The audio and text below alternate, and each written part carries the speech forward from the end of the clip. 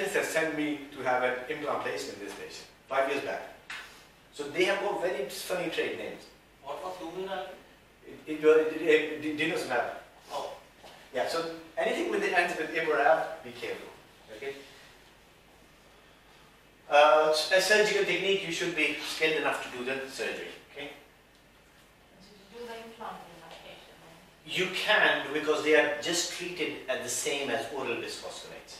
And furthermore, as their half-life is smaller, which is 10 days, you can go for a drug holiday. Drug holiday is you, with the consultation of the GP, stop the medication, 15 days, you start taking them. But you cannot do it with bisphosphonate because half-life is 10 years. With these medications, you can do this drug holiday. Okay? With consultation with the GP, drug holiday, 10 days stop, do your implant, 15 days later the patient starts the medication again. Okay? To be very honest, I have been placing implants for the last 2 decades. Everything works. If you tell me that, oh yeah, Straumann is 270 pounds and it only works, rubbish. It's you. It's you. It's not the implants, it's you. So make sure you do them properly. The quality of titanium 4, it doesn't... Mate, if you place, I know, this is simple. If you place bloody thing in bone, it will stick. That's it. If you do not place it in bone and compromise, it's not going to work. That's it. Simple as that. So, everything works. We have been using cylinder type implants as well in the past, but now screw types are available. But this is the good thing in this slide. The most important bit of the slide is, look at that. Axial load of 200 kg and lateral forces of 15 kg are required to break a 14 to 10 millimeter implant. So which means the implants are designed for axial loading, not lateral forces. They are designed for axial loading. That's it. Okay? Kit, you're going to go through the kit with in a bit. Me, Suzine, and Beth is going to go through the kit and we'll explain it to you what's everything. And it's a very cleverly designed kit. Very cleverly designed kit. I've seen other kits as well which are quite confusing, but this is very cleverly designed kit. And the good thing about this kit is it's got a stopper. Stopper, it's like every drill. Amazing. For every You cannot go more than what your implant size is. Sometimes don't you feel like, if your implant is 11 and you want to place it 1 millimeter below, so you want to go 12 millimeters. Yeah, that's what I'm saying. Yes. Yeah. I'll show you the cases over the next 20 days. I'll go for thousands of cases. But I'll show you one where I've gone down. It's the same drill. With the same drill, I've gone down and then placed the implant. I took the X-ray. There is a gap of about 3 millimeters down the implant, a black shadow, because I've gone deeper than my drill. This will not allow you to go deeper. No, this drill, like if it's a 11 millimeter implant, it will place it to 12 millimeter. Yes, it is a bone level implant. Okay. It's a bone level. That's what the bone level is for. So that's the beauty of it. Look, in 2006, flat foam stitching was introduced. Okay. The crux of this slide: if you've got bone, place a bigger and wider. If you've got bone. If you got bone, place a wider one. That's right. More surface area, more osseointegration. Okay. That's platform switching. Okay, so that will allow the soft tissue to look at that. The implant is here, and then the abutment is. That's the platform switching. The abutment is smaller than your implant, so it gives a good platform for your gum to stay there.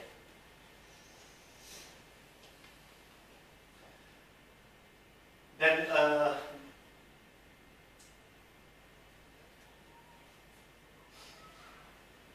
okay, then this is again an interesting concept.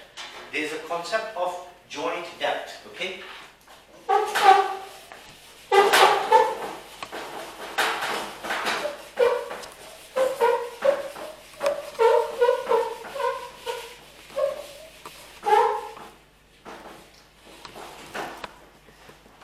So if you see that,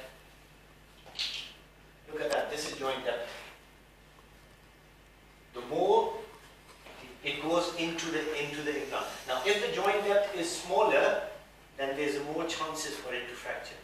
So joint depth has to be deeper, and this is the joint depth of implant Swiss. Okay, quite deeper. Be careful with narrow implants. How much thinner this part of the implant would be? Very thin. If you're talking about a 3 mm implant, which is the smallest implant in implant Swiss, some companies do 2.7 as well, which is rubbish. How much thinner the neck of the implant is going to be? It's going to just, with more forces, it's going to break. So be careful about thinner implants. That's why the system has got a different attachment for the 3.0 and a different attachment for 3.7. Okay, so we're going to talk about it when we give you the kit. So this is how the surfaces are prepared. Sometimes what they do is they just machine the surface. Sometimes what they do is molten titanium. They spray the molten titanium on the implant surface to make it rough. When the implant surface is made rough, it's got more surface area. And more surface area, better osseointegration. But it's a problem as well when you get peri-implantitis. Surface is rough, more plaque accumulates. Okay. Sometimes they do sandblasting. Minor particles of sand just blasted onto the implant surface to make it rough. Because these are all acid etching and sandblasting, grit blasting. All these processes are done to make the surface rough. The more rougher the surface, osteoblasts will enjoy there, have a picnic there, and they will make bone. Okay? So these are the sizes the implant Swiss has got. 3.3 into 8, 10, 3.7, 4.3, 4.8, and 5.5. These are bone level implants. Okay?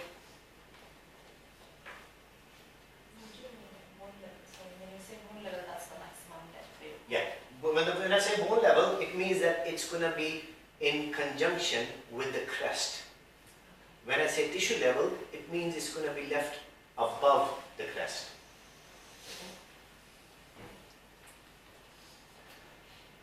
Hybrid design, look at that. This is straight and then it angles. Okay, so that allows you to go swiftly in the bone. So they've done a hybrid of tapered form and straight form. It's a in between. Self-cutting edge. Hygienic neck design because of the conical connection. Then different implant surfaces have got different surfaces. We're going to talk about, not going to talk about it. Coronal micro threads are there as well. Make sure look at this. Look at this. This is one of my initial kits. I will tell you the system and you will be surprised. Look at the rust. Can you see that on the drills? Is it elastic over there? No, this is the wrist has the drills have become rusty. After how long? Oh, this is these drills were about maybe we place drills after every 20 use. So this is about in between 10 to 12 uses. And also to tell you the system, this is Nobel Biocare. Wow. Nike. The Nike of the implants. 275 pounds without VAT an implant. 275 without VAT. So with VAT it makes 330 pounds. So what money you going to make? for implant, then the cover screw, then the healing collar, then the impression coping, then the lab. You work for Nobel. Impression code, then You work for the Nobel. apartment and then the laboratory charge. You work for Nobel. And look at this. Next slide. A broken healing collar. That's Nobel as well. 3.5, 3.3. Broken healing collar. That's what has left inside the implant. And that's what I have taken out. It's a nightmare to take out from the inside the implant.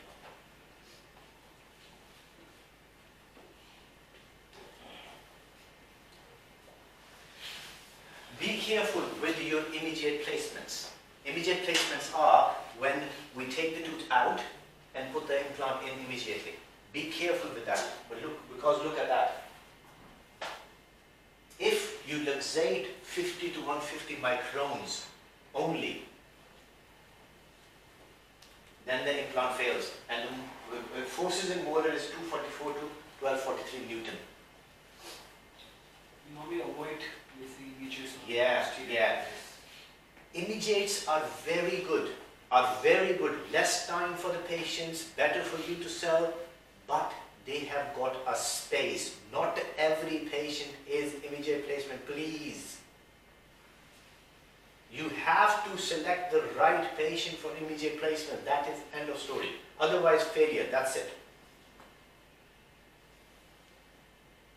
It has to be the right patient. Otherwise, bone graft 6 months, do it later. What's the rush? Yes, if you're treating Angelina Jolie, then she needs a tooth there. But if the patient, most of our patients, my patients, who on 25 years old, British national or British resident has got money? Nobody. People who got money are above 50. And they don't care whether they've got a premolar there or not. Oh, I'll give you a crown after 1 year. Is that okay? Are you happy with the gap? Oh yeah. Please be careful. We're going to talk about immediate placements in these 20 days as well. I'm going to tell you what other indications. But be careful. Look, tobacco use in periodontitis does not affect the risk of failure.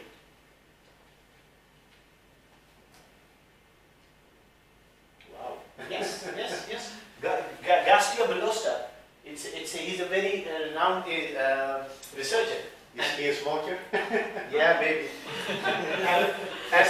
and look at Richard Palmer. Smoking, bruxism, and advanced periodontal disease are risk factors. You can tell from these statements, you can tell who's the British guy. Tell me. The bottom one. He's the British guy. And the European. Forget about it. Forget about it. Yeah, you can tell. But that's what I'm saying. You can find research for every hypothesis. So who is the correct? Yeah, that's what I'm saying. Be safe. Again, in England, you have to be safe. Which means, in your consent form, write down that periodontitis is a risk. Smoking is a risk. I have told you, I have warned you. That's it. Do it, but keep them stable, get them active form, out of the active form of disease, and then do it. So would you say smoking is a contraindication or is it a... No. Is a risk factor, not a contraindication. The difference between contraindication and risk factor. Contraindication is you don't go there. Risk factor is you go there, but with caution. Okay? So smoking, if the person's like, and if the patient asks you that how much time after implant I can smoke, what's your answer? For example, if I'm the patient, I'll say, I'll have the implant from you, Asif, but how much time I can, after how much time I can smoke? You don't listen to him anyway. You don't listen to him. 2 days? What do you say? 3 days. 3 days? Right, Have it now. Hmm? Have it now, doesn't matter. You're not going to listen anyways. Yeah, he's not going to say, but what you going to write in the notes? Patient won't have to be more or Smoking cessation. 48 as well. hours. 2 days? 48 hours? What else? But patient smokes that night. Yeah, Persian smokes that. The Persian goes out of the Yes. and check whether you've done the right job or not by smoking. So what's the answer? No, you say don't smoke. If you get 2 days, then after 2 days, if something happens, that's your responsibility. So do not put a time frame. They will say, oh, but how can I not smoke? Is it my problem? Just until they get some patches or something. Please don't smoke. It will affect your implant. That's it. 1 week, 2 weeks, 3 weeks. Please don't smoke. That's it. Surgical technique again. Make sure your equipment is right one. Your machine is properly working, because you can't damage the bone by bone necrosis if the water is not right. There's something called dry drilling. Dry Bone drilling. harvesting or something. Dry drilling is 50 RPM. 50. Anything above 50 RPM, you have to use water. If you use 50 RPM, then the bone bleeds, and that blood is used as a decant. 1,000, 2,000 RPM over days. It's That's too much. correct. It's too much. It's too much. Yeah. It's too much. 800. Nowadays, what? You use 600, 800. Now people are using 50 as well, without water. So that's the staging of healing tissue, granulation tissue, new bone formation, bone growth, and bone organization stage. For implants, you've got bone growth, there's no granulation tissue. Have you noticed that? There's no granulation tissue in implants. Tooth has got granulation tissue. Implants, no granulation tissue. Okay.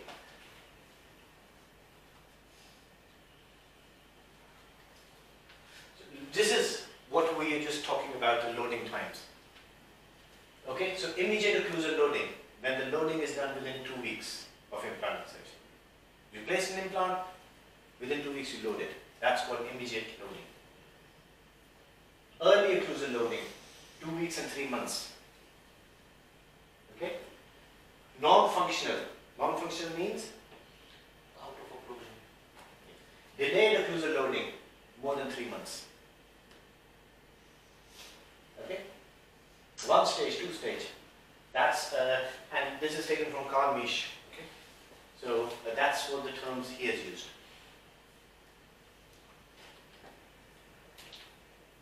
But again, for immediate loading, you need to have these things. Primary stability, good bone, good length of implant, good width of implant which is in there. You cannot immediately load a 3 mm implant, because that's not going to work. You cannot load in the bad quality of bone. You cannot load in less quantity of bone. For that you have to wait. So the proper length and diameter of implant? Aim for 4.3 into 10. For especially for when you go, when you're not replacing a lateral incisor or a lower incisor. That's it. For a lateral incisor, upper lateral and lower, you may have to use 3. But central incisor, canine, premolars, molars, aim for 4.3 or more. 4.3? 4.3 or more, or 4 millimeters or more. The one we have just done today was 3.8 because of the space, because it's going to be a premolar. So 3.8 millimeter implant will host a 8 millimeter crown. That's fine. 3.8, 13 millimeter crown. You need to think about it. Okay, so maybe 4.3, 4.6, 4.5 is going to host a 13 millimeter crown. You've done a few 3.5 millimeter ones for Molars. No, for incisors. Incisors is fine because you may need to have that flare. Yes, incisors may be fine. But 4.3, 3.8, it's the range. 3.8 is the minimum I will for the incisor. So, but again, research papers are there for immediate loading, delayed loading, whatever you want to call it. You will find the research there.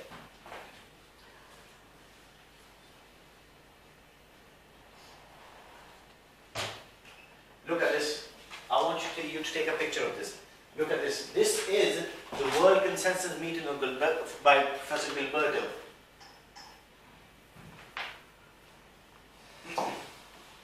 So this is, if the implant meets this criteria, then you can immediately load it. Okay? 35 newtons. Yes. Wow. If it's less, you cannot load it.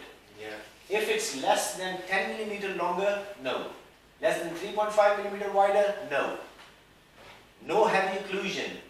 Primary stability has to be there. Good bone quality has to be there. Now tell me, after the extractions we do, how much of good bone quality is left? It's true. You tell me. How much of good bone quality is left? Do you have good bone quality in posterior maxilla? Anterior maxilla? The only good bone quality is going to be anterior mandible and posterior mandible. That's it. So you tell me, now you can, crown root ratio. In perio patients, you understand the crown root ratio? In perio patients, the bone has gone down. The crown root ratio is, so how can you immediately load it?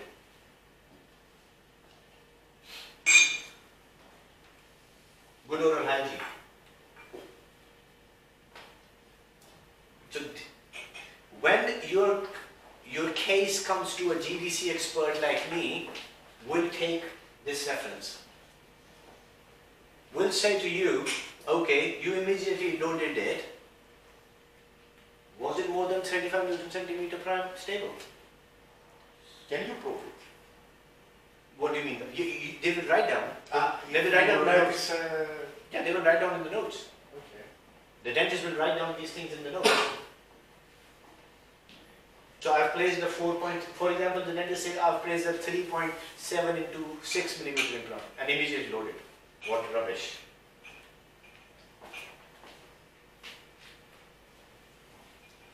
So you need to look into these things before you actually start planning. This is your planning appointment slide. That this is what you're going to plan for. This is what you're going to promise the patients for. The patient is going to ask you, say, I can have teeth in one day. Mate, do you have good bone quality? Can I place a 4.3 to 10 millimeter implant? Can I have a primary stability? And then if the answer is yes, yes, you can have teeth in one day. Otherwise, no. So all this dental tourism, they go for a couple of weeks in Budapest, and they visit all of them. Then it's Yes, perfect. yes. But look, what they do is they make the bone quality good. By what they do, they take the velar crest off. They place the implants in basal bone. So what they do is take everything off. Take a bud. That's what they do. And then they place these longer implants, and then the basal bone is good bone and big bone. But in England we are very conventional, very conventional. We don't like to do these things. And if we don't like to do these things, then there's a tradition of not doing heroic stuff. If you don't do heroic stuff, then one of them is going to start doing heroic stuff, he's going to be shot at. That's the problem. Now again, this is Salama and Salaman, brothers who have revolutionized implant dentistry. They have described the sockets, that which sockets you can place in implant immediately. Class 1 is where you have got all the intact walls, and that is for immediate placement. Class 2, which has got a missing labial wall. You can place an implant with GDR. Class 3 is that will not provide any implant coverage. So this is class 2, 1, 2, and 3 of the socket walls, where you can place implants immediately around. Garber and Balser, they have done the same as Salama and Salama, but they have made 5 millimeter as their landmark. So they're saying the type 1 is the adhesance of less than 5 millimeters. Type 2, the adhesins of greater than F5. They are just like Salama